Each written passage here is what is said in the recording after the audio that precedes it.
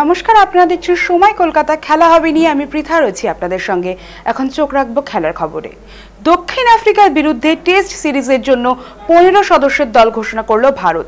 অধিনায়ক করা হয়েছে শুভমান গিলকে, সহ অধিনায়ক ঋষভ পন্ত। দীর্ঘদিন পর চোট সারিয়ে জাতীয় দলে ফিরলেন পন্ত, যিনি সম্প্রতি ভারতের এ দলের হয়ে দুর্দান্ত ফর্মে ছিলেন। পেস আক্রমণে জসপ্রীত বুমরা ও মোহাম্মদ সিরাজের সঙ্গে সুযোগ পেয়েছেন আকাশদীপ। ইংল্যান্ড সিরিজে চোটের কারণে বাইরে থাকা এই বাংলার পেসার রঞ্জিতে প্রত্যাবর্তনের পর 4টে উইকেট নিয়েছিলেন। তবে প্রত্যাশা থাকলেও দলে জায়গা হয়নি অভিজ্ঞ মোহাম্মদ শামির। সাম্প্রতিক রঞ্জি পারফরমেন্স নজর কাড়লেও নির্বাচকরা তাকে বিশ্রাম দিয়েছেন। স্পিন বিভাগে রয়েছেন রবীন্দ্র জাদেজা, কুলদীপ যাদব, অক্ষর প্যাটেল ও ওয়াশিংটন সুন্দর। দ্বিতীয় উইকেট কিপার হিসেবে দলের সুযোগ পেয়েছেন ধ্রুব জুরেল। চলতি মাসের শেষ দিকেই শুরু হবে দক্ষিণ আফ্রিকার বিরুদ্ধে টেস্ট সিরিজ।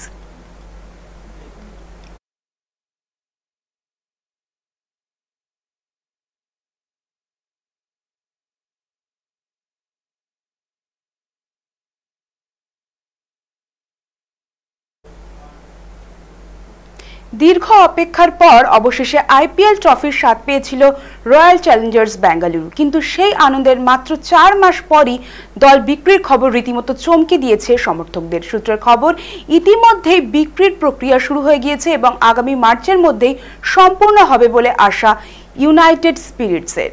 বিরাট কোহলি ও স্মৃতি মন্ধনাদের দলটি আগামী 31শে মার্চের মধ্যেই নতুন মালিক পেতে পারে। আইপিএল এর এই জনপ্রিয় ফ্র্যাঞ্চাইজির মালিক সংস্থা ডিয়াজিও বুধবার বম্বে স্টকস এক্সচেঞ্জে জানিয়েছে, দল বিক্রির প্রক্রিয়া আনুষ্ঠানিকভাবে শুরু হয়েছে।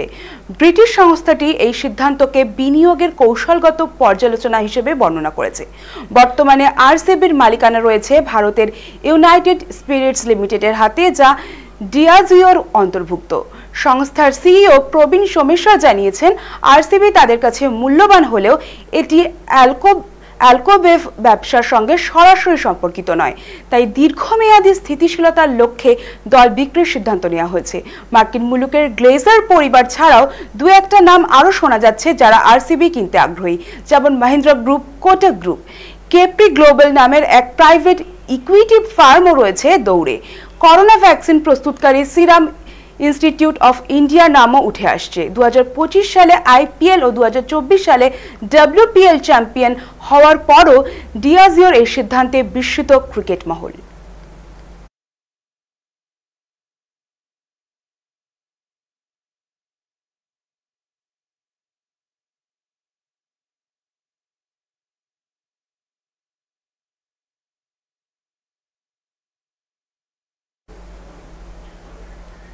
বার্সেলোনাকে আটকে দিল ক্লাব ব্রুগা। 3 বারই পিছিয়ে পড়ে সমতা ফেরায় বার্সা। চ্যাম্পিয়ন্স লিগের এটাই মাহাত্ম্য, যে কোনো ছোট দল ও বড় দলকে চমক দিতে পারে। দুই দলের পার্থক্য বোঝাতে ক্লাব ব্রুগার সভাপতি বার্ট বারহেগে ম্যাচের আগে বলেছিলেন, বার্সেলোনার বাজেট বছরে 100 কোটি ইউরোর কাছাকাছি, তাদের মাত্র 15 কোটি। ওদের একটা ফুটবলারের বাজার মূল্য নাকি তাদের পুরো দলের সমান।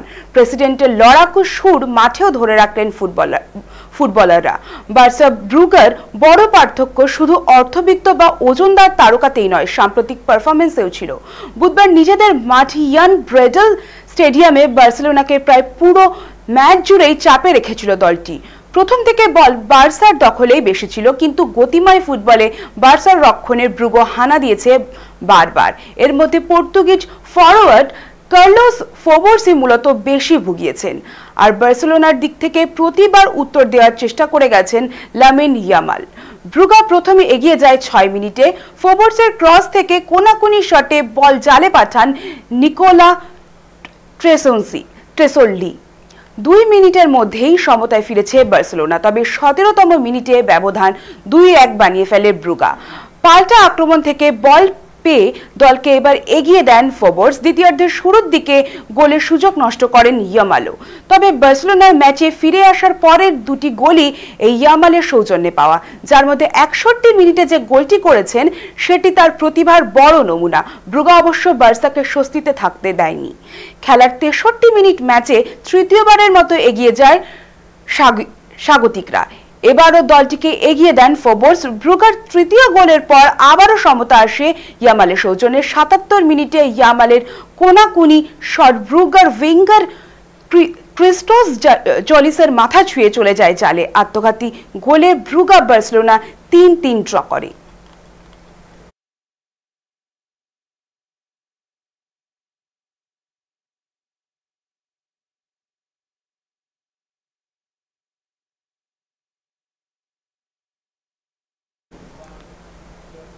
মোহনবাগানের সঙ্গে ড্র করে সুপার কাপের সেমিফাইনালে উঠে গিয়েছে ইস্টবেঙ্গল। চূড়ান্ত হয়ে গেল সুপার কাপের নকআউট পর্বের দিনক্ষণ। তবে সুপার কাপের সেমিফাইনালে কোন 4 দল খেলবে তা এখনো স্পষ্ট নয়। উল্লেখ্য, সুপার কাপের সূচি ঘোষণার সময়ে নকআউট পর্বের দিনক্ষণ বা ভেন্যু কোনোটাই জানানো হয়নি।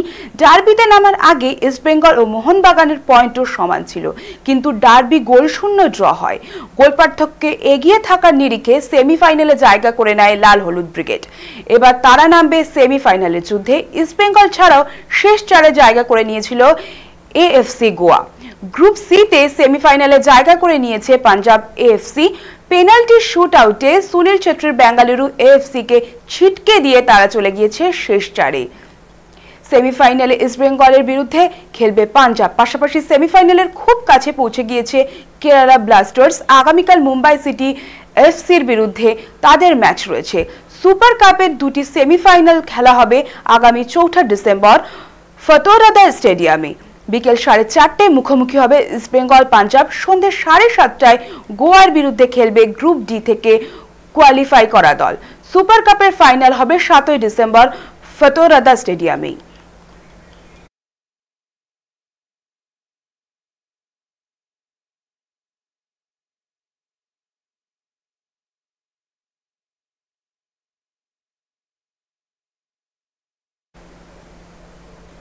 প্রায় 9 বছরের প্রেমের সম্পর্কের পর অবশেষে মুখ খুললেন ক্রিস্টিয়ানো রোনাল্ডো।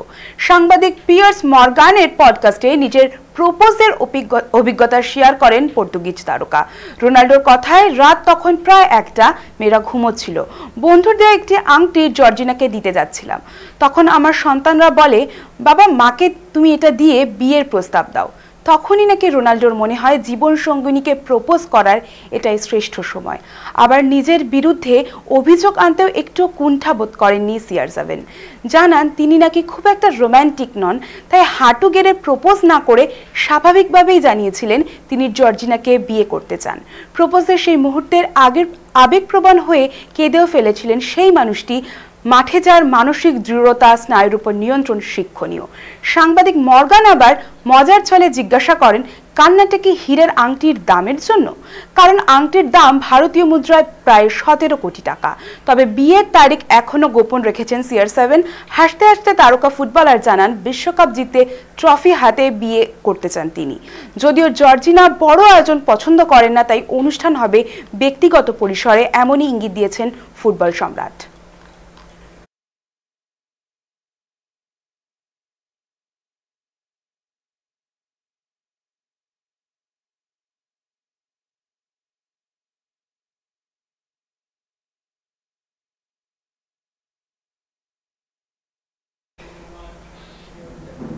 খেলা হবে এখনকার মতো এই পর্যন্তই। খেলার অন্য সমস্ত খবর পেতে চোখ রাখুন সময় কলকাতায়।